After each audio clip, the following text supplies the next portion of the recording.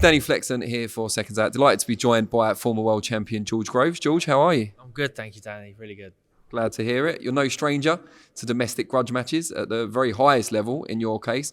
Got Amir Khan, Kell Brook finally happening. How do you sum up that fight at this stage of their careers? Well, it's I suppose it is kind of a relief that it is finally going to happen. There was, I've had great rivalries, and for years and years and years, people thought me and James DeGale were going to fight again, and then it didn't. It didn't happen, and it ain't going to happen. So this fight's been talked about for a long, long time. People have been really excited about it, and for whatever reasons, that they were, it never happened. But now they're both in a similar situation where the fight makes a lot of sense for each of them, I'd imagine. And as a fan, it's a fight I definitely always wanted to see. I'm glad I'm going to see it, and it's at a point now where it's quite tough to pick a winner. I'm looking forward to the press conference now to see how both them carry themselves, see if there's any tells there about how they're thinking and feeling. I'm just really glad that it's going to take place, Danny. When Floyd Mayweather and Manny Pacquiao eventually fought, a lot of people said it favoured Mayweather and that he waited just long enough. What about this fight? Who does it favour more, that delay?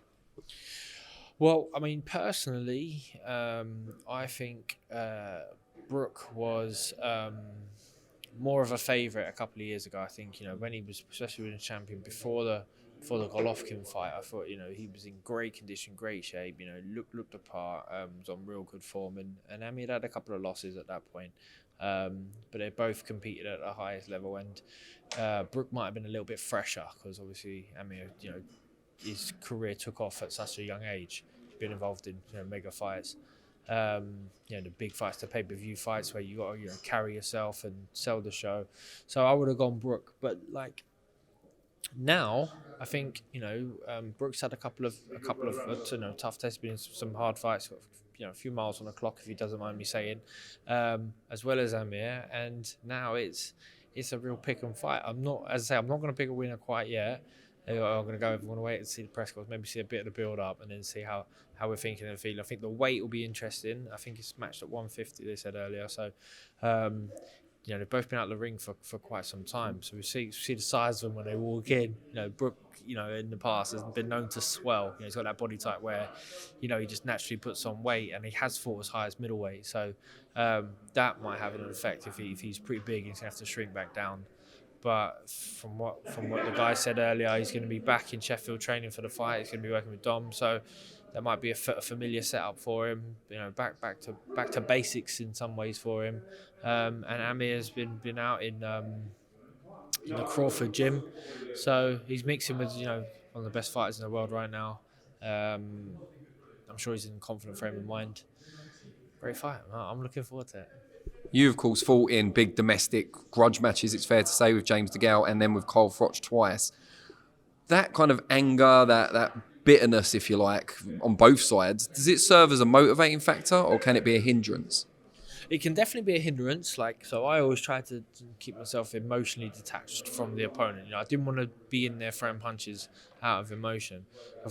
But at the same time, of course, this fight, it has even more significant meaning when, it's against a rival, when, the eyes are on, people, and when the opinions split, So whether it was a benefit or not for me, by my two rivals, no one ever thought I was going to win, So whether they wanted me to win or not.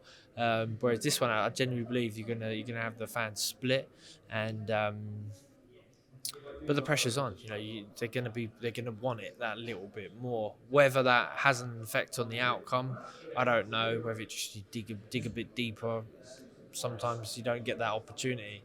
They're going to be training hard in the build up to this fight. I'm sure of it. This isn't just one last hurrah. This is the fight that they've probably both had in the back of their mind for, I don't know, a decade now. So they're going to be desperate to win. Do you think if this had taken place, say, 5 years ago, they may have achieved something similar to yourself and Carl did at Wembley? I doubt anyone can do what me and Carl. No one could have done that. No, I mean, it would have been a huge fight, wouldn't it? It would have been a huge fight. who knows? It might be just as big now as it was back then in terms of the casual fan. Since then they've both been involved in big fights. Their profiles are slightly bigger, and even if it sort of people might think the fight itself would have been a better fight a few years ago, it's still just as fascinating. For me personally, I think it's more fascinating now, as I say, because I made Brook more of a favourite. Now I'm more evenly split. It's just one of the fights that you just want to see. I'm glad we're going to get to see it. Now the fight's been made, there's no way I'm going to miss it. And I'm looking forward to being that armchair fan and chopping and changing my mind about who's going to get a result as the build-up continues.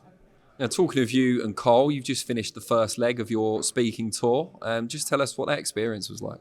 It was great. It was really good. I mean, me and Cole, anyone who sort of knows us, I think the mind is blown, when you say, "Oh, nah, Cole's all right. I like Cole." And Cole says some nice things about me. We've spent an awful lot of time together now over the last year or so, and especially on this tour we've been doing. So it was up and down the country,